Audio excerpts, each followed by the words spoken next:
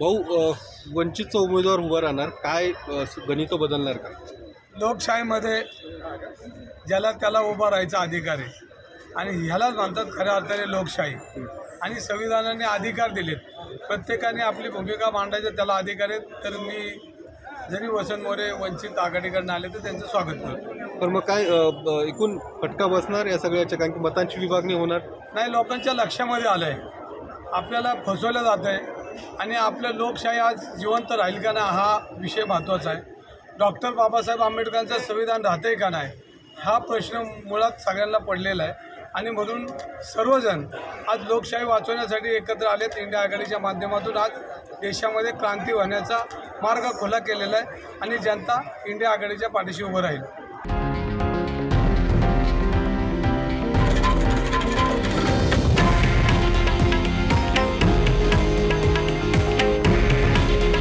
हे आहे देशातील नंबर 1 न्यूज नेटवर्क आणि आपण पाहत आहात TV9 मराठी.